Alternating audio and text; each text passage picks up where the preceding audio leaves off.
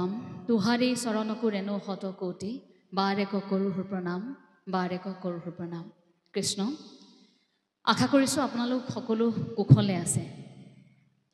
বিষয়বস্তু নিৰ্ধাৰণ কৰি দিয়া নাই, যদিও অঞ্জন সাধনীদাৰ বাপৰ সৈতে দুই এষাৰ কথা আলোচনা কৰোঁতে তেখেতে কৈছিল যে নতুন প্ৰজন্মক উদ্দেশ্যি দুই এষাৰ কথা ক'লে ভাল হ'ব বুলি আমাক জনালে। গতিকে বিষয়বস্তু নিৰ্ধাৰণ কৰা নাই, সেয়েহে অকণমান আমাৰ মনত অহা দুই এষাৰ কথা সেইধৰণে ক'বলৈ চেষ্টা কৰিম। আৰম্ভ কৰিছোঁ যুৱ প্ৰজন্মৰ এটা প্ৰসংগৰে, যে আজিৰ সময়ত আমি সততে সন্মুখীন হৈ থকা এটা প্ৰশ্ন, সঁচাকৈয়ে যুৱ উচ্ছৃংখল হৈছে নেকি? যুৱ প্ৰজন্মক কোন দিশে? বিভিন্নগৰাকীয়ে যেতিয়া কথা লিখে, কথা কয়, তেতিয়া এটা প্ৰশ্ন থাকে আমালৈ, কিন্তু তেখেতসকললৈও আমাৰ এটা প্ৰশ্ন আছে আৰম্ভণিতে। এই যে আমাক যুৱ উচ্ছৃংখল, বিশৃংখল বুলি যে আমাক এটা উপাধি দি দিয়া হৈছে নতুন প্ৰজন্ম, এতিয়া জ্যেষ্ঠসকলক সেই প্ৰশ্নটো সুধিব বিচাৰিছোঁ যে জ্যেষ্ঠসকলে সাজু কৰি দিয়া সমাজখন ইমান শৃংখলিত নে সেইখন সমাজ যে নতুন প্ৰজন্মইহে তাক উচ্ছৃংখল কৰিলে? এই যে দুখটো ঠেলি দিয়া হয় কথাই প্ৰতি নতুন প্ৰজন্ম উচ্ছৃংখল, এই কথাষাৰ এতিয়া কিন্তু ইমান প্ৰাসংগিক হৈ পৰিছে আমাৰ বাবে, আমাক খোচা বিন্ধা কৰে ক'ৰবাত। সেইবাবে আমি ভাবোঁ যে এতিয়া সেই বিষয়টোক লৈ আলোচনা কৰাৰ থল আছে, আলোচনা কৰাৰ কিন্তু সময় আহি পৰিছে। গোটেই ভাৰতবৰ্ষ যুৱশক্তিৰ ওপৰত নিৰ্ভৰশীল। আজিৰ পৰা হয়তো বহু বছৰ পাছত বিশ্বও যুৱশক্তিৰ ওপৰতে নিৰ্ভৰশীল হ'ব। এটা দিশত আলোচনা চলি আছে, নতুন প্ৰজন্মই কি কৰিব, যুৱশক্তিয়ে কি কৰিব, আমাৰ ল'ৰা ছোৱালী ডাঙৰ হৈ কি হ'ব, নতুন প্ৰজন্মই এইটো কৰিব সেইটো কৰিব, এনেকুৱা সপোন। কিন্তু নতুন প্ৰজন্ম, এই যুৱ প্ৰজন্মই কেনেকৈ এই যুঁজখনত জয়ী হ'বলৈ চেষ্টা কৰি আছে, প্ৰতিদিনে যিখন যুঁজত জয়ী আছে, সেই যুঁজি থকা যুঁজখনৰ বিষয়ে বা নতুন প্ৰজন্মৰ মনৰ কথাবোৰ বুজিবলৈ কিমানে চেষ্টা কৰিছে। এফালে যদি চিন্তা কৰা হৈছে আমাক লৈ, আমি কি কৰিম, কেনেকৈ কি আসন ল'ম, কি প্ৰতিযোগিতাত নামিম, আনফালে নতুন প্ৰজন্ম যুঁজি আছে হতাশাত, কেতিয়াবা হীনমন্যতাত, কেতিয়াবা কিবা এটা নোপোৱাৰ তাৰণাত। শুনি বেয়া লাগে, এয়া অপ্ৰিয় সত্য যে এনেকুৱা হতাশাত আপুনি মই কথা পাতি থাকোঁতেই প্ৰতি ঘণ্টাত এগৰাকী আত্মহননৰ দৰে সিদ্ধান্ত লয়। 22 বছৰৰ পৰা 24 বছৰ বয়সৰ ভিতৰৰ প্ৰায় 65% এতিয়া যুৱক যুৱতী ডিপ্ৰেশ্যনত ভুগিছে, হতাশাত ভুগিছে। কিয়? ইমান বেছি প্ৰতিযোগিতামুখী আমাৰ সমাজখন হ'ল কেনেকৈ? আমাৰ ওপৰত ইমান হেঁচা কেতিয়াৰ পৰা পৰিল? এই সকলোবোৰৰ পৰা আমি আমাক উলিয়াই আনি মানুহ হিচাপে নিজক আমি পৰিচয় দিয়াত আমি এতিয়া কি কৰিব লাগে? এইখিনিত যেন আমি ক'ৰবাত ৰৈ যাওঁ, উত্তৰটো আমাৰ হাতত নাই। আমাৰ হাততো নাই, আমাৰ মা দেউতাৰ হাততো নাই, আমাৰ সমাজখনৰ হাততো নাই।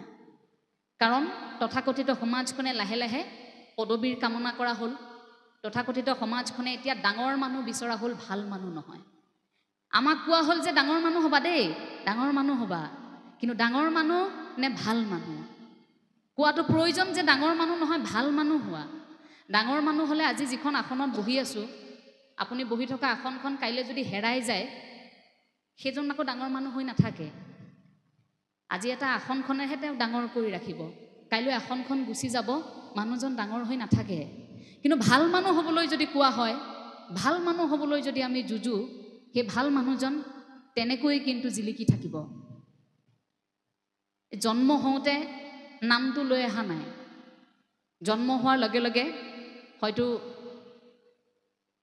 অমুকৰ ঘৰত এটি ল'ৰা সন্তান জন্ম হৈছে, অমুকৰ ঘৰত এগৰাকী কন্যা সন্তান জন্ম হৈছে, কিন্তু এইটো নকয় যে অমুকৰ ঘৰত নামটো দি নকয় যে বিকাশ হাজৰিকাৰ জন্ম হৈছে, যে সুধাকণ্ঠ ডক্টৰ ভূপেন হাজৰিকাৰ জন্ম হৈছে, কোৱা নাই। কিন্তু মৃত্যুৰ দিনা কোৱা হৈছিল সুধাকণ্ঠ ডক্টৰ ভূপেন হাজৰিকা হেৰাই গ'ল। জন্মৰ দিনা নামটোৰে কোৱা হোৱা নাছিল সেইদিনা মানুহ হৈ জন্ম হৈছিলোঁ যোৱাৰ দিনা নামটো আমাক উচ্চাৰণ কৰা হয় নামটোৰে কোৱা হয় যে অমুক হেৰাই গ'ল তেওঁ আৰু নাই অৰ্থাৎ এই পৃথিৱীলৈ অহাৰ পাছত আমাৰ এটা নাম দি দিয়া হয় সেই নামটোৰ কঢ়িয়াই ফুৰি ফুৰি সেই নামটোৰে আমি যি কাম কৰিলোঁ ওপৰৰ জনে হিচাপ নিকাচ কৰি থাকিব আৰু নামটো এৰি থৈ এদিন আমি গুচি যাম এই জীৱনমুখী যাত্ৰাটো সেই তাৰ পৰাই আৰম্ভ হয় যুৱশক্তিৰ প্ৰসংগটো এইবাবেই উল্লেখ কৰিব বিচাৰিছোঁ যে বৰ্তমান সময়ত আমি সন্মুখীন হৈ থকা অধিকাংশ প্ৰশ্নৰ ভিতৰত এই যুৱ প্ৰজন্মক লৈ সোধা প্ৰশ্নৰ সংখ্যাটো বেছি এই হতাশাৰ ফলত হীনমন্যতাৰ ফলত ক'ৰবাত যে আমি আমাক হেৰুৱাই দিছোঁ তাৰ পৰা এতিয়া আমি ওলাম কেনেকৈ এই ক্ষেত্ৰত আমি অনুভৱ কৰা কেইটামান কথা আমি ভাবোঁ যে আনুষ্ঠানিক অনানুষ্ঠানিক আৰু আধ্যাত্মিক শিক্ষা যদি তিনিটা দিশো আমি স্পষ্ট কৰি লওঁ তেন্তে আমাৰ বাবে সুবিধা হয় অনানুষ্ঠানিক এই যে ঘৰখনত ৰাতিপুৱা মায়ে কি কৰি আছে দেউতাই কি কৰি আছে তেওঁলোকক অনুকৰণ কৰাৰ পৰা তাৰ পাছত আনুষ্ঠানিক চাৰিবেৰৰ মাজত শিক্ষাগুৰুৰ পৰা শিকালৈকে সেই গোটেইখিনিৰ মাজত গোটেই জীৱনটো কঢ়িয়াই ফুৰা আন এক শিক্ষা সেয়া আকৌ আধ্যাত্মিকতা গতিকে এই তিনিটা খুঁটিও যদি আমি বেলেগ কৰি লওঁ তেতিয়াও নিজক বুজিবৰ বাবে আমাৰ এটা সুবিধা হয় যে আমি অন্তত নিজক বুজি পাওঁ আনুষ্ঠানিক অনানুষ্ঠানিক শিক্ষাৰ জৰিয়তে আমি জ্ঞান ঠিকেই অৰ্জন কৰি আছোঁ কিন্তু এতিয়া ডাঙৰ কথাটো হৈছে আমি নিজক কিমানে বুজি পাইছোঁ আমি যে মানুহ আমাৰ আত্মাৰ অৱস্থিতি নিজৰ ভিতৰত থকা জগতখন কিমানে চিনি উলিয়াব পাৰিছোঁ সেয়াই হয়তো আধ্যাত্মিক এখন জগত যিখন জগতৰ সৈতে আমি চিনাকি হ'লে আমি হতাশা আহিব নোৱাৰে আমাৰ জীৱনত সেই জগতখনৰ সৈতে চিনাকি হ'লে আমি হীনমন্যতাত ভুগিব নালাগে সেই জগতখনৰ সৈতে চিনাকি হ'লে আমি কেতিয়াও এইটো ভাবিব নালাগে যে এই পৃথিৱীত আৰু মোৰ কাম নাই মই যাবগৈ লাগে মই যাওঁগৈ এই যে ভয় লগা সিদ্ধান্তবোৰ লয় তেনে সিদ্ধান্ত আমাৰ মনলৈ নাহিব এতিয়া আধ্যাত্মিকতা বুলি কোৱাৰ লগে লগে ইয়াত প্ৰসংগ আছে কেইবাটাও যদি মই ভেটি বুলি কওঁ তেন্তে আধ্যাত্মিকতাৰ ভেটি নৈতিকতা আৰু মূল্যবোধ সেই দুটাই মূল খুঁটি নৈতিকতা আৰু মূল্যবোধৰ দুটা খুঁটি পুতি আপুনি আধ্যাত্মিকতাৰ কথা আৰম্ভ কৰক আধ্যাত্মিকতা মানে ধৰ্ম নহয় ধৰ্মৰ উপলব্ধিৰ বাবে আমাক আধ্যাত্মিকতাৰ প্ৰয়োজন কিন্তু আধ্যাত্মিকতাত আকৌ আপোনাক সেই সেৱাৰ ধৰ্ম মানৱ ধৰ্মৰহে প্ৰয়োজন য'ত নৈতিকতাৰ কথা থাকিব য'ত মূল্যবোধৰ কথা থাকিব আমি প্ৰথমে ভেটি দুটা বনাই ল'লোঁ নৈতিকতা আৰু মূল্যবোধ এতিয়া আহিলে মাধ্যম আধ্যাত্মিকতাৰ মাধ্যম আমি কেনেকৈ সাজিম কেনেকৈ পৰীক্ষা কৰিম কি মাধ্যমৰ দ্বাৰা আমি গম পাম যে আমি আধ্যাত্মিক হয় নে নহয় তাৰো ক্ষেত্ৰত আমি অনুভৱ কৰোঁ যে তাতো তিনিটা খুঁটি পুতি ল'ব পাৰোঁ প্ৰথমটো আত্মসমালোচনা দ্বিতীয়টো আত্মপৰীক্ষা তৃতীয়টো আত্মশুদ্ধি এতিয়া আত্মসমালোচনা বুলি কওঁতে আপোনালোক সকলোৱে জানে যে আমি নিজক প্ৰশ্ন সোধাৰ নিজক সমালোচনা কৰাৰ এতিয়া সময় সততে ভুলটো আমি স্বীকাৰ কৰিব নিবিচাৰোঁ আমি আনলৈ দুখ ঠেলোঁ কিন্তু আত্মসমালোচনাৰ খোজটো যেতিয়া আৰম্ভ হয় তেতিয়া আত্মাৰ শুদ্ধি হয় আত্মাৰ অৱস্থিতিৰ বিষয়ে বুজি পোৱা হয় এই দ্বিতীয়টো প্ৰসংগ আত্মপৰীক্ষা আত্মপৰীক্ষাৰ বহু কাহিনী আছে তাৰে এটা কাহিনী মই খুব কৈ ফুৰোঁ আজি আকৌ এবাৰ সেই কাহিনীটো অকণমান কম যে আত্মপৰীক্ষাটো কেনেকৈ হয় এজন ল'ৰাই এটা কামৰ প্ৰয়োজন পিচিঅ'ত সোমাই ফোন কৰিছে ইফালৰ পৰা এগৰাকী মহিলাই ফোনটো ধৰিছে ল'ৰাজনে মহিলাগৰাকীৰ সৈতে কথা পাতিছে যুৱকজনে যে বাইদেউ আপুনি যে পাচলি বাগানখন চাফা কৰিবৰ বাবে আপোনাৰ পাচলি বাৰীখন পৰিষ্কাৰ কৰিবৰ বাবে এজন যে ল'ৰা বিচাৰি আছিল কামৰ বাবে শুনিছিলোঁ খবৰটো মই পাইছিলোঁ মই কামটোত বৰ আগ্ৰহী আপুনি মোক ল'ব নেকি বাৰু কামটোত বাইদেউগৰাকী সিফালৰ পৰা কৈছে নাই নাই কামটোত ল'ৰাজন আহিল নহয় এতিয়া মোৰ প্ৰয়োজন নাই। ইফালৰ পৰা যুৱকজনে আকৌ কৈছে যে নহয়, এবাৰ ভাবি চাওকচোন, মই কিন্তু কামটো ভালকৈ কৰিম। মই অকল আপোনাৰ পাচলিৰ বাৰীখন পৰিষ্কাৰ কৰি দিয়াই নহয়, আপোনাৰ ঘৰখন যদি সৰা মোচা কিবা কামো থাকে মই সেয়াও কৰি দিম, কিন্তু মোক কামটো লওকচোন, মোক কাম এটাৰ বৰ প্ৰয়োজন।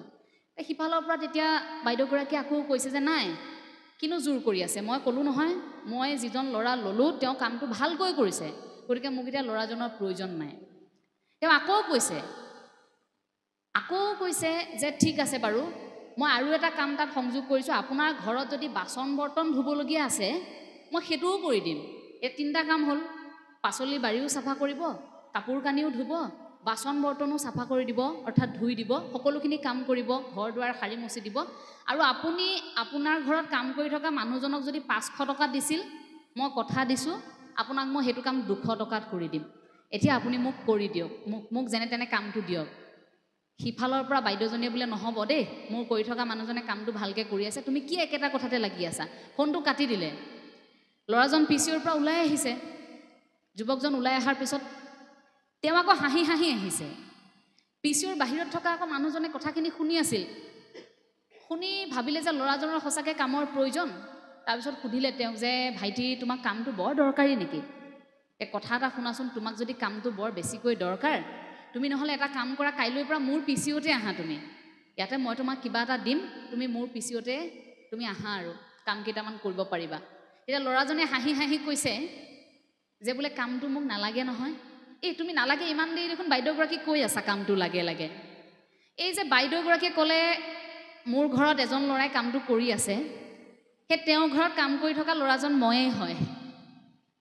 মই তেওঁক এইবাবেই ফোনটো কৰিছিলোঁ যে মোৰ কামটোক লৈ তেওঁ কিমান সুখী মই চাব বিচাৰিছিলোঁ, অৰ্থাৎ আত্মপৰীক্ষা।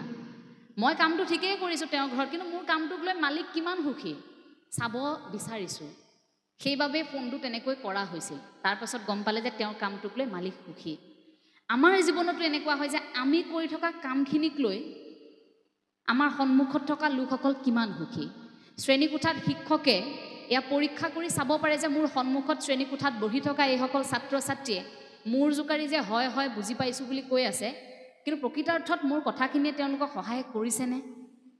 বা সন্তানে এই কথাটো পৰীক্ষা কৰি চাব পাৰে যে আমি কৰা আচৰণক লৈ মা দেউতা সুখীনে? বা পিতৃ মাতৃয়েও এইটো পৰীক্ষা কৰি চাব পাৰে যে আমি যে তেওঁলোকক লালন পালন কৰি আছোঁ, সকলোখিনি শিকাই আছোঁ, আমি দিয়া এই পৰিৱেশটোত আমাৰ সন্তান সুখীনে? আমাৰ সন্তান ভাল মানুহ হোৱা পথত আছেনে? এই পৰীক্ষাবোৰ কৰিব পাৰি।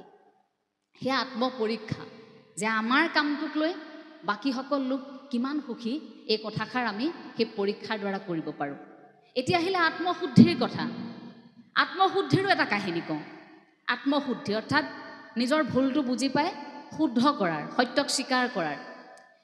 গাঁও এখনত এজন নামতি খুব নাম গাই ভাল পায়, ঈশ্বৰৰ নাম লৈ থাকে। সময়ে সময়ে নামতি আকৌ বিপদত পৰে। নামতিক কেতিয়াবা টকা পইচাৰ প্ৰয়োজন হয়। নামতিৰ আকৌ এগৰাকী খুব ভাল বন্ধু আছিলে। এতিয়া বিপদত পৰিলে নামতিয়ে ভাবে যে মোৰতো বন্ধুগৰাকী আছেই, বন্ধুৱে সহায় কৰিব। বহুদিন ধৰি তেনেকৈ বন্ধুৱে সহায় কৰিছে। কিন্তু সেইদিনা এনেকুৱা এটা বিপদ আহিল, বন্ধুক আগতীয়াকৈ কোৱাও নহ'ল, কাইলৈ এঠাইত কেইটামান টকা জমা দিব লাগে। এতিয়া নামতিয়ে টকাকেইটা পায় ক'ৰ পৰা? বন্ধুকো কোৱা নহ'ল বুলিব বাৰে প্ৰতি মই বন্ধুকে কৈ থাকোঁ, কি ভাবিব বন্ধুৱে মোক যে মই বিপদ হ'লে অকল ইয়াকেই বিচাৰোঁ, তেওঁতো বেয়াও পাব পাৰে। সেইদিনা আকৌ তেওঁৰ নামো আছে, গতিকে নামতিয়ে ভাবিছে প্ৰভু তোমাৰে নাম ল'বলৈ যাম, তুমি কিবা এটা মিলাই দিবা আৰু তোমাৰ নাম লৈ থাকিম মই নিশা 12 বজালৈকে, কাইলৈ মোৰ আকৌ টকাকেইটা যোগাৰ কৰিব লাগে, গতিকে মই সমস্তখিনি এৰি ঈশ্বৰৰ নাম ল'ম, মই তোমাৰ নাম ল'ম, নিশাটো নাম ল'ম, কিন্তু তুমি মোক কিবাকৈ উদ্ধাৰ কৰিবা আৰু এইটো বিপদৰ পৰা। নাই, হোৱা নাই কাম। ৰাতি 12 বজাত নাম শেষ কৰি নামতি ঘৰলৈ আহিছে। এতিয়া নামতি ঘৰলৈ আহি ঘৰত বিচনাত দীঘল দি পৰি ভাবিছে যে প্ৰভু গোটেই এই 12 বজালৈকে নাম ল'লোঁ, কিন্তু এতিয়ালৈকে দেখোন ক'তা তুমি পইচাকেইটা দেখোন মোক যোগাৰ কৰি নিদিলা, এনেই তোমাৰ নাম লৈ থাকিলোঁ আৰু প্ৰতিদিনেই মই তোমাৰ নাম গাই থাকোঁ, মই পইচাকেইটা যোগাৰ কৰিব পৰা নাই, তুমি বুজা নাই কিয়? প্ৰভু মিলোৱাচোন কিবা এটা। তাৰ পাছত তেওঁৰ মনত এটা বুদ্ধি আহিছে নামতিৰ।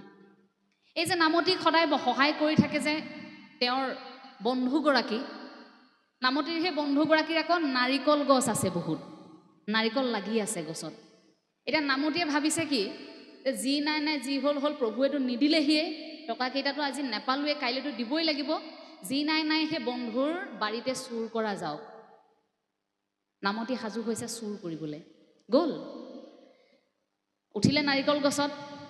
এতিয়া নাৰিকল পাৰোঁতেই ভুলবশতঃ দুটা নাৰিকল পৰিল নহয় গৃহস্থৰ টিঙত। যে গৃহস্থৰ টিঙত নাৰিকল পৰিল, হ'ল ডাঙৰ এটা শব্দ হোৱাৰ লগে লগে গৃহস্থ আকৌ সাৰ পালে। এটা হুলস্থুলীয়া পৰিৱেশ, গোটেই গাঁওখনত লোকসকল ওলাই আহিছে, গৃহস্থই চিঞৰিছে বোলে চুৰ চুৰ, আমাৰ ঘৰত চুৰ ওলাইছে। মানুহে চাবলৈ নাই কোন মুঠতে চুৰ এটা আছে, নাৰিকল গছৰ ওপৰত উঠি আছে, চুৰটোক ধৰিব লাগে। গোটেই গাঁৱৰ ৰাইজ গোট খাইছে, নাৰিকল গছৰ তলত ৰাইজ ভিৰ। ইফালে চুৰটোতো ওপৰতে আছে, অৰ্থাৎ নামতি এতিয়া কি কৰিব? আকৌ ঈশ্বৰক কৈছে যে ঈশ্বৰ প্ৰভু, তুমিতো মোক ইমানখিনিলৈকে নবচালাই, এতিয়া মই অন্তত তোমাক এইটো কামনা কৰিছোঁ, তোমাৰে নাম গুণ গালোঁ, মই আকৌ এবাৰ তোমাক কামনা কৰিছোঁ কৰজোৰে, যে এই তললৈ নামি গ'লে যে ৰাইজে মোক যে ফিৰি পিটনটো দিব, অৰ্থাৎ গণপ্ৰহাৰটো, পিঠি যে বহল কৰিব, অন্তত মোক সেইটোৰ পৰা এতিয়া বচাই দিয়া। মানে ৰাইজৰ মাৰ খাই মোৰ মৰিবলৈ মন নাই, গতিকে তুমি অকণমান অন্তত মোক এই পিটনটোৰ পৰা, গণপ্ৰহাৰটোৰ পৰা মোক অকণমান বচাই দিয়া। সেইবুলি মনতে আকৌ প্ৰাৰ্থনা কৰিবলৈ আৰম্ভ কৰিলে। তাৰপিছত আকৌ নামতিৰ মনত সেই একেই বুদ্ধি। অকণমান দেৰিৰ পিছত দেখিছে নামতিৰ ওপৰত কিবা এটা গাই আছে, তলৰ পৰা ৰাইজেতো চুৰ চুৰ কৰি চুৰ নামি অহালৈ ৰৈ আছে, কোন ধৰিব পৰা নাই। নামতিৰ ওপৰত কি নাম গাইছে জানেনে?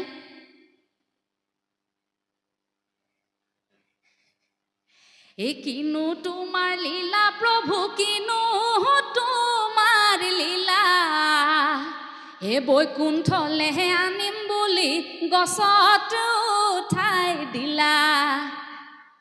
হে কিনো তোমাৰ লীলা প্ৰভু, কিনো তোমাৰ লীলা, হে বৈকুণ্ঠলে আনিম বুলি গছত উঠাই দিলা। তলৰ পৰা মানুহে দেখিছে, আৰে আমাৰ নামতি দেখোন, বোলে নামতি কি গাই আছে?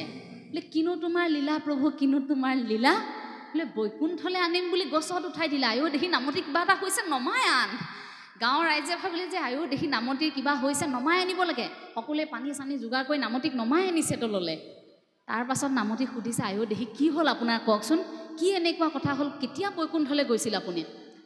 বোলে কি ক'ব, কালি ৰাতি শুই থাকোঁতে হঠাৎ 12 বজাত আহিছে নহয়, শুদ্ধ বগা সাজ এযোৰ পিন্ধি বাপ এগৰাকী। মই বোলো প্ৰভু দেখোন কৃষ্ণ, এই ৰাতিখন আপুনি? বোলে আহক, দুই বৈকুণ্ঠৰ পৰা আহোঁ, ৰথ বাহিৰত ৰৈ আছে। বোলে মই নাযাওঁ, কাইলৈ টকা কেইটামান যোগাৰ কৰিব লগা আছে, মই তাকেহে চিন্তা কৰিছোঁ। নালাগে নহয়, আহক আপুনি, লগত ৰথখনত লৈ আহিছে। মই বোলে নাযাওঁ, তেওঁ কৈছে আহক, বৈকুণ্ঠৰ পৰা পাক এটা মাৰি মই আপোনাক আকৌ থৈ যাম খোৱাপাতিত। তাৰ পাছত বোলে ৰথত উঠিছোঁ, মই গম পোৱা নাই, ৰথখন দেখোন লাহে লাহে ওপৰলৈহে গৈছে, গৈ ৰথ ক'ৰবাত লাগি ধৰিছে। শব্দ এটা হওঁতেহে মই তললৈ চাইছোঁ, দেখিছোঁ আপোনালোক। ভাবকচোন, ৰাইজক কৈছে, ভাবকচোন আপোনালোকে, প্ৰভুৱে বাৰু এনেখন কৰিব লাগেনে, ৰাতি মোকে বৈকুণ্ঠলৈ নিম বুলি খোৱাপাতিৰ পৰা উঠাই আনি? ৰাইজে ভাবিছে, আয়ো দেখি এনেকুৱানো হ'ব লাগেনে নামতিৰ লগত?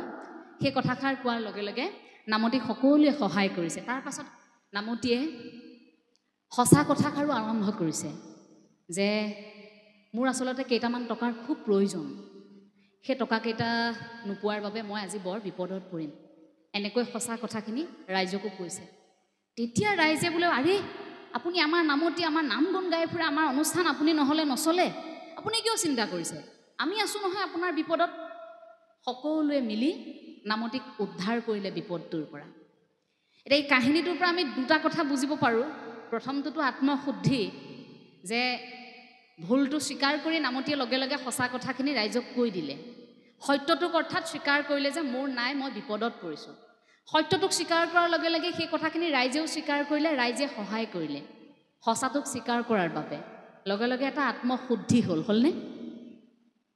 তাৰ আৰু এটা প্ৰসংগ থাকে ইয়াত এনেকুৱা, নামতিয়ে যেন ঈশ্বৰৰ নাম গুণ গাই আছিল, নামতি আকৌ ভাবিছিল প্ৰভুৰ নাম গাইছোঁ গতিকে চুৰ কৰাৰ পৰা প্ৰভুৱে বচাই দিব। কিন্তু ওপৰত থকাজনতো ইমান অকৰা নহয় দিয়কচোন, যে মোৰ নাম গাই আছা বুলিয়েই যে তোমালোকে মোৰ নাম গাই আছা, তোমালোকে বেয়া কাম কৰিলেও মই বচাই দিম, ৰক্ষা কৰিম আৰু, সেই বুলিতো ওপৰত থকাজনে নাভাবে। চুৰ কৰিবলৈ যোৱাৰ পাছতো সেইবাবে সেই ভগৱন্তই তেওঁক ৰক্ষা নকৰোৱালে। দুই এটা বুদ্ধি মনলৈ আহিল, কিন্তু ধৰা পৰিলে।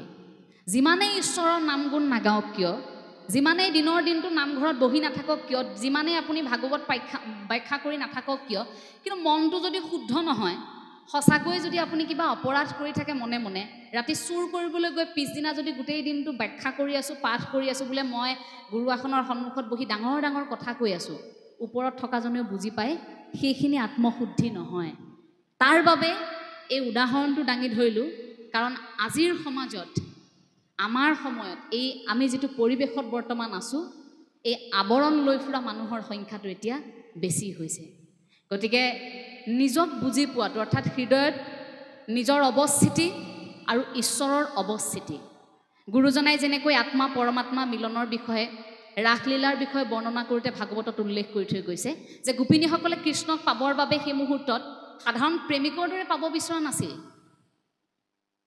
পৰমাত্মাৰ উপলব্ধি কৰিছিল ভিতৰত আমি আত্মা কঢ়িয়াই ফুৰিছোঁ আমি পৰমাত্মাৰ মিলন বিচাৰিছোঁ সেয়াহে উপস্থাপন আছিল সেয়া কোনো পেনপেনীয়া প্ৰেম কাহিনী নাছিল গতিকে হৃদয়ত আমিও যদি সেই ঈশ্বৰবাদৰ ধাৰণাটো বুকুত সুমুৱাই ল'ব পাৰোঁ আমি প্ৰথমে নিজৰ অৱস্থিতিৰ বিষয়ে আত্মাৰ অৱস্থিতিৰ বিষয়ে জানি ল'ব পাৰোঁ আমি ভাবোঁ যে আধ্যাত্মিকতাৰ আৰম্ভণি তাতেই আধ্যাত্মিকতাৰ মূল ভেটিটো সেই হৃদয়তে থাকিব তাৰ পৰাই গোটেই কথাবোৰ প্ৰসংগক্ৰমে আচলতে আৰম্ভ হয় ইয়াৰ পাছত আৰু এটা প্ৰসংগ অকণমান উল্লেখ কৰিম যে সেৱাৰ ধৰ্ম সেৱাৰ কৰ্ম বুলি আমি কৈ থাকোঁ আমাৰ কাম কৰাৰ বহু মঞ্চ থাকে শ্ৰীমন্ত শংকৰদেৱ সংঘৰ মজিয়াত এই আমাৰ দৰে নতুন প্ৰজন্মক কাম কৰিবলৈ সুযোগ দিয়াৰ মানসেৰে সেৱা ধৰ্ম কি তাক বুজোৱাৰ বাবে কেনেকৈ মানৱ ধৰ্ম কৰিব লাগে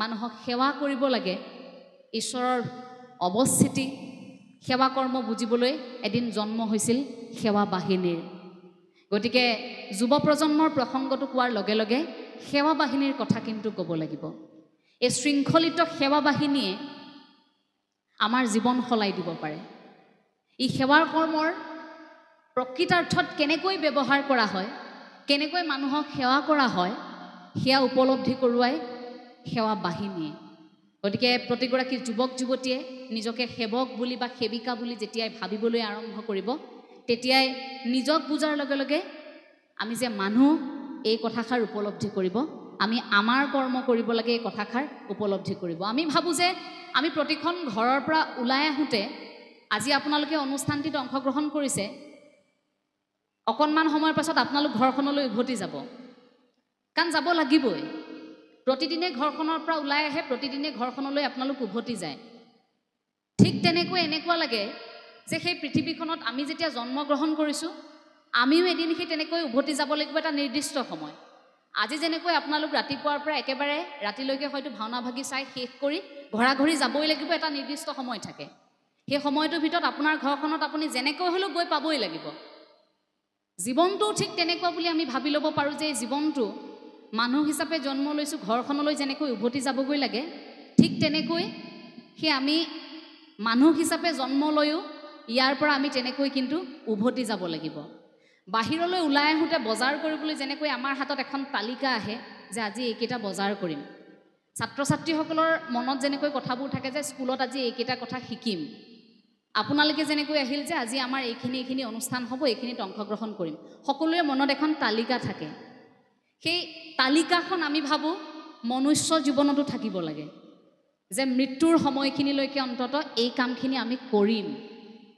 সেই ঘৰখনলৈ উভতি যাওঁতে যেনেকৈ আপুনি খালী মোনাখন নিব নোৱাৰে বজাৰকেইটা কৰিয়েই নিব লাগিব কামকেইটা কৰিয়েই যাব লাগিব ঠিক তেনেকৈ এই পৃথিৱীৰ পৰা যাওঁতেও আমি খালী হৈ যাব নালাগিব আমাৰ যিটো উদ্দেশ্য আমাৰ যিটো লক্ষ্য আমি ভাবোঁ যে সেইটো আমি এতিয়া পূৰণ কৰাৰ এটা সময় সেইখিনি আমি যদি পূৰণ কৰি থৈ যাব পাৰোঁ তেতিয়া অন্তত সেইখিনি আমাৰ উপলব্ধি যে আমি এইখিনি কাম কৰি থৈ আহিলোঁ আৰু সেইখিনি বুজিবৰ বাবে আটাইতকৈ প্ৰয়োজনীয় আমাৰ মহাপুৰুষীয় আদৰ্শটো আপুনি মই গৌৰৱ কৰোঁ সততে টেটুফালি সকলোতে কওঁ যে গুৰুজনা আমাৰ ভূমিত গুৰুজনাৰ জন্ম মই বিভিন্ন মঞ্চত এই কথাষাৰ কওঁ গুৰুজনাই হয়তো কষ্টহে পায় যে গুৰুজনাই অসম ভূমিত জন্ম হ'ল আজি গুৰুজনা যদি অসমত জন্ম নহ'লহেঁতেন আপুনি মই আজি বিশ্ব দৰবাৰত জিলিকাম বুলি যেনেকৈ চিঞৰি ফুৰিছোঁ যদি অন্য ঠাইত গুৰুজনাৰ জন্ম হ'লহেঁতেন আজিৰ তাৰিখত গুৰুজনা এই সকলোৰে ওপৰত জিলিকি থাকিলহেঁতেন আমি বুজাবলগীয়া নহ'লহেঁতেন যে শংকৰাচাৰ্য শংকৰদেৱ একেজন নহয়। আমি বুজাবলগীয়া নহ'লহেঁতেন যে চৈতন্যদেৱৰ আদৰ্শটো বেলেগ, গুৰুজনাৰ আদৰ্শটো বেলেগ। শেক্সপিয়াৰ গুৰুজনাতকৈ শ্ৰেষ্ঠ আছিল, শ্ৰেষ্ঠ হয় আৰু ভৱিষ্যতেও শ্ৰেষ্ঠ হৈ থাকিব। সেই কথাবোৰ আমি চিঞৰি চিঞৰি এতিয়া ক'বলগীয়া নহ'লহেঁতেন যদি আদৰ্শটো প্ৰতিষ্ঠা কৰাত আমি হেমাহি নকৰিলোহেঁতেন, আমি এলেহুৱা হ'লোঁ ক'ৰবাত। কাৰণ আমাক বহুত কিবা কিবি দি থৈ গ'ল যে। আপুনি এটা কথা ভাবি চাওক যে চৈতন্যদেৱৰ শিষ্যসকলে গুৰুজনাই একো, তেওঁলোকৰ গুৰুজনা বুলি মই ক'ম, চৈতন্যদেৱে একো আগ এটা মাৰি থৈ নোযোৱাকেও সেইসকল গুৰুৱে সেই আদৰ্শটো প্ৰতিষ্ঠা কৰিবলৈ সেইসকল শিষ্যই কিমান গ্ৰন্থ লিখিলে হিচাপ নাই। কিমান গ্ৰন্থ ইংৰাজীলৈ অনুবাদ কৰিলে, বিশ্বব্যাপী গোটেই ধৰ্মটোক নিয়াত চেষ্টা কৰিলে, হিচাপ নাই তাৰ। কিন্তু আমাৰ গুৰুজনে আমাক ইমানখিনি দি থৈ যোৱাৰ পাছতো আজিও যেনেধৰণে ইয়াৰ ব্যাখ্যা হ'ব লাগিছিল, যেনেধৰণে ইয়াৰ প্ৰচাৰ প্ৰসাৰ হ'ব লাগিছিল, যেনেধৰণে ইংৰাজীৰ অনুবাদ হ'ব লাগিছিল, যেনেধৰণে আলোচনা হ'ব লাগিছিল, এই আলোচনাবোৰ ক'ৰবাত নহ'ল। সেইবাবে আমি আজি দুখ কৰিবলগীয়া হয় যে বিশ্ব দৰবাৰত জিলিকাই তুলিব লাগিব। এতিয়াও আজি ইমান বছৰৰ পিছতো আমি ক'বলগীয়া হয় বিশ্ব দৰবাৰত জিলিকাই তুলিব লাগিব। বিশ্ব দৰবাৰ এখন ক'ত আছে? আমি কৈ থকা বিশ্ব দৰবাৰখন ক'ত? আপোনাৰ মোৰ ঘৰখনতেই যদি গুৰুজনাৰ আদৰ্শটোত আপুনি মই চলিব পৰা নাই, কিন্তু আমি বাহিৰত গৈ ভাষণ দিছোঁ যে বিশ্ব দৰবাৰত গুৰুজনাৰ আদৰ্শ এতিয়া জিলিকি থাকিব লাগিব। আৰম্ভ হওক ঘৰখনৰ গুৰু আসনৰ পৰা, আৰম্ভ হওক ঘৰখনত গুৰুজনাই দি থৈ যোৱা সেই গুণমালা ভাগিৰ পৰা, আৰম্ভ হওক জ্ঞানৰ জৰিয়তে জাতিটো জিলিকি থাকিব বুলি গুৰুজনাই দি থৈ যোৱা কীৰ্তন ভাগৰ পৰা, আৰম্ভ হওক মহাপুৰুষ শ্ৰী শ্ৰী মাধৱদেৱে আমাৰ হাতত তুলি থৈ যোৱা নামঘোষাৰ পৰা। আমি নামঘোষাৰ জৰিয়তেওতো নিজক বিচাৰিব পাৰোঁ, নামঘোষাৰ জৰিয়তেওতো আমি ঈশ্বৰ প্ৰাপ্তিৰ কথা ভাবিব পাৰোঁ। গতিকে ইমান সুন্দৰকৈ বৈজ্ঞানিক দৃষ্টিভংগীৰ এটা আদৰ্শপূৰ্ণ এই মহাপুৰুষীয় আদৰ্শটো আমাৰ মাজত থাকোঁতেও আমিবোৰ সুখী নহয়। আমি সুখী একেবাৰেই নহয়। সুখী নহয় বুলি মোৰ এইবাবে অনুভৱ হয়, আজিকালি যেতিয়া সামাজিক মাধ্যমটো চাওঁ মই আচৰিত হৈ যাওঁ। সামাজিক মাধ্যমটো খোলাৰ লগে লগে, অৰ্থাৎ ফেচবুকটো খুলিলে কেতিয়াবা দেখোঁ ৰাতিপুৱাই ফটো এখন আহিব, বোলে এইখন ফটো 10 জনলৈ শ্বেয়াৰ কৰক, অকণমান দেৰিৰ পিছত আপুনি ভাল খবৰ পাব। অকণমান দেৰিৰ পিছত দেখিব কিবা মূৰ্তি এভাগ পঠিয়াই দিছে ফটো এখন, বোলে 50 জনলৈ হোৱাটছআপ গ্ৰুপত আপুনি শ্বেয়াৰ কৰক, ভাল খবৰ আহিব। তেনেকৈ ভাল খবৰ আহিব বুলি বহি বহি থাকিলে আপোনাৰ বয়সে 80 পাবগৈ, কিন্তু ভাল খবৰ নাহে। লিখি ৰাখক, সঁচাকৈ তেনেকৈ কৰিলে ভাল খবৰ আহে নেকি? বিশ্বাসটো বেলেগ, অন্ধবিশ্বাসটো বেলেগ। আমাৰ সেই মহাপুৰুষীয় আদৰ্শটো সম্পূৰ্ণ বৈজ্ঞানিক দৃষ্টিভংগীৰে আমাক যেনেকৈ জীৱন ধাৰণ প্ৰণালী গুৰুজনাই শিকাই থৈ গ'ল, সেই আদৰ্শবোৰ বাদ দি আমি বাৰু কেনেকুৱা ধৰণৰ বিষয়বোৰত লাগি আছোঁ এবাৰ প্ৰতিগৰাকী অসমীয়া অনুভৱ কৰকচোন। ঈশ্বৰক উপঢৌকন দি ঈশ্বৰক এইটো আগবঢ়ালে ঈশ্বৰে সেইটো দিব। বোলে আজি অমুক ঠাইলৈ যাম, অমুকটো আগবঢ়াইছোঁ, ল'ৰাৰ চাকৰি হ'ব। বোলে অমুক ঠাইলৈ যাম, ছোৱালীয়ে ভাল দৰা এটা পাব লাগে, চৰকাৰী চাকৰিয়াল। বোলে অমুকত কিবা এটা আগবঢ়াইছোঁ। বোলে সতি সন্তান হোৱা নাই, অমুকত কিবা এটা আগবঢ়াই দিছোঁ। মনৰ ধাৰণা, ভকতি, সেইবোৰ এটা বেলেগ কথা, কিন্তু এই অন্ধবিশ্বাসটো এটা বেলেগ প্ৰসংগ। বৰ কষ্ট পাওঁ যে গুৰুজনাই এই আদৰ্শটোত আমাক থাকিবলৈ কোৱা নাছিল। এনেকৈ অন্ধবিশ্বাসী হৈ য'তে ত'তে ঘণ্টাৰ পাছত ঘণ্টা সময় ব্যয় কৰি অসমীয়া মানুহ এলেহুৱা হৈ যাওক, সেই কথাটো কোৱা নাছিল গুৰুজনাই।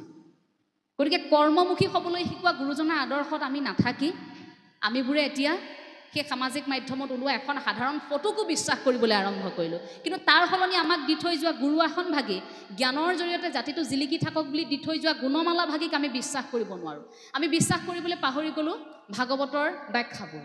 ভাগৱত শাস্ত্ৰভাগী আমাক আগবঢ়াই থৈ গ'ল, তাৰ তত্ত্ব কথা আমাৰ জীৱনত কেনেকৈ প্ৰয়োগ, সেইবোৰ বিশ্বাসৰ সলনি আমি এই বিকল্প বিচাৰিবলৈ আৰম্ভ কৰিলোঁ। এই ক্ষেত্ৰত কিন্তু মই অকণমান আইসকলকো এতিয়া জগৰীয়া কৰিম দেই, কাৰণ সততে সেই ধৰণৰ বস্তুৰ প্ৰতি আকৰ্ষণ আমাৰ আইসকলৰ হয়। হঠাৎ ক'ৰবাত কিবা এটা শুনিব, ঘৰত আহি বাপগৰাকীক কৈ থাকিব, বোলে অমুকলৈ যাওঁ ব'লকচোন, গম পায়নে নাপায়, তাত বোলে যোৱাৰ কাৰণে আমুকে আমুকটো পালে নহয়। ই সঁচা কথা, আপুনি ক'লেই হ'ব নেকি? নাযায়, স্বামীজন নাযায়, জোৰ কৰি থাকিব, বোলে ব'লক আপুনি ক'লেই নহ'ব নহয়, আমি তাৰ পৰা গৈ আহোঁ। উপায় নাপায়, আইগৰাকী মন ৰাখিবলৈ গুচি যায় আৰু। তেওঁ দুবাৰ সোধে, কিন্তু তুমি কথাটো ভালকৈ খবৰ লৈছাতো? বোলে হয়তো, আকৌ তেওঁলোকৰ তাত যোৱাৰ পিছত চাকৰি হৈছে, আপুনি ক'লেই হ'ব নেকি? ল'ৰাই পঢ়ি চাকৰি পাইছে, কিন্তু তেওঁলোকে ভাবি থাকিব অমুকত গৈ সেৱাটো কৰাৰ কাৰণে ল'ৰাই চাকৰিটো পালে, হয়নে? বোলে ল'ৰাই দিন ৰাতি পঢ়ি আছে। সেই কথাটো ৰাখিবৰ বাবে গুচি গ'লনে? এটা খোজ এটা আৰম্ভ হৈ গ'লনে অন্ধবিশ্বাসৰ? ঈশ্বৰৰ বিশ্বাস ভকতি সেয়াই ঈশ্বৰৰ বাবে ডাঙৰ নৈবেদ্য। ঈশ্বৰে হয়তো কেতিয়াও নকয় যে মোক অমুক কেজি ভোগ লগোৱা, মোক অমুক কেজি প্ৰসাদ দিয়া, বোলে বুটমাহ সিমান কেজি দিলেহে হ'ব, তেনেকৈ ঈশ্বৰে ক'ব নেকি? সেইটো ঈশ্বৰৰ পৰা বিচৰা বস্তু নেকি? ঈশ্বৰে আমাৰ পৰা তেনেধৰণে বিচাৰিব নেকি? কিন্তু আমি যে উপঢৌকন দিবলৈ চেষ্টা কৰি থাকোঁ, অন্তৰত থকা ভকতিয়ে ঈশ্বৰৰ বাবে একমাত্ৰ আৰু পৰম নৈবেদ্য বুলি কোৱা হয়। গতিকে যাৰ হৃদয়ত এই গুৰুজনাৰ প্ৰতি বা গুৰুজনাই দি থৈ যোৱা আদৰ্শটোৰ এই প্ৰভু ভগৱন্ত অৰ্থাৎ ভগৱান শ্ৰীকৃষ্ণ, এই ভগৱন্তৰ প্ৰতি যদি আমাৰ ভকতি আছে, একমাত্ৰ নৈবেদ্য বা প্ৰসাদ সেয়াই আমি আগবঢ়াব পাৰোঁ। সময় নাই কাৰোবাৰ, কোনো অসুবিধা নাই। আপুনি অন্তৰৰ পৰা কৃষ্ণ বুলি কৈছে, সেয়া যথেষ্ট। সময় নাই আপোনাৰ, দৌৰাদৌৰিকৈ কৃষ্ণ বুলি এটা উপলব্ধি কৰিছে যে আজি প্ৰভু তোমাৰ ওচৰলৈ যাব পৰা নাই, মই নামঘৰত গৈ সেৱাটো কৰিব পৰা নাই, কিন্তু মই অন্তৰৰ পৰাই কৈছোঁ প্ৰভু কৃষ্ণ যে ভাল হওক সকলোৰে। সেৱাটো তাৰ পৰাও কৰিছে, কিন্তু শুদ্ধ অন্তৰেৰে কৰিছে। আমি ভাবোঁ যে সেয়াও সঁচা, সেয়াও ঈশ্বৰে গ্ৰহণ কৰিব। সেই ঈশ্বৰ প্ৰাপ্তিৰ কথা কওঁতে, পৰমাত্মাৰ কথা কওঁতে শুদ্ধ অন্তৰ, আত্মশুদ্ধিৰ কথা বা গুৰুজনাই দি থৈ যোৱা আদৰ্শটোৰ কথা সেইবাবে আমি কোৱা হয়। সেৱা বাহিনীৰ জৰিয়তে সেৱা কৰ্মৰ অনুভৱ কৰিবৰ বাবে আপোনালোকে আপোনালোকৰ সন্তানক অন্ততঃ সেৱা বাহিনীত অকণমান অংশগ্ৰহণ কৰিবলৈ সুযোগ প্ৰদান কৰক, যে তেওঁলোকে অন্ততঃ এই কথাখিনি বুজি পাওক যে এটা নিৰ্দিষ্ট বয়স হ'লেহে নামঘৰত যায়, এই ধাৰণাটো নহয়। তাৰ আগতেও আমি ঈশ্বৰ প্ৰাপ্তিৰ কথা পাতিব পাৰোঁ, তাৰ আগতেও আমি গুৰুজনাৰ আদৰ্শগত কথাবোৰ আমি পাতিব পাৰোঁ। এতিয়া আমি গুৰুজনাৰ কথা বেছিকৈ ক'লে, মহাপুৰুষীয় আদৰ্শটোৰ কথা বেছিকৈ ক'লে কিছু লোকে ভাল নাপায়। গুৰুজনাৰ বাহিৰে পাতিবলগীয়া কথা নাই নেকি বুলি কয়।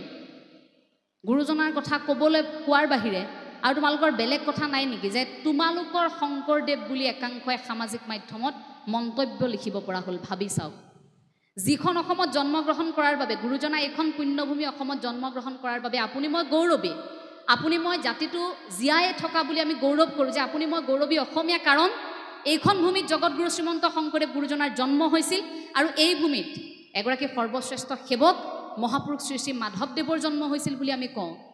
সেই ভূমিত সেই আদৰ্শটো আমি জীয়াই ৰাখিবলৈ কষ্ট কৰিব লাগে নে আমি এতিয়া সামাজিক মাধ্যমত তৰ্ক বিতৰ্ক কৰিব লাগে, তোমালোকৰ শংকৰদেৱ, তোমালোকৰ আদৰ্শ, তোমালোকৰ সেই নামঘৰ, এই কথাবোৰ ক'ব লাগে? কিয় এটা নিৰ্দিষ্ট বয়সত গুৰু কথা ক'ব লাগে?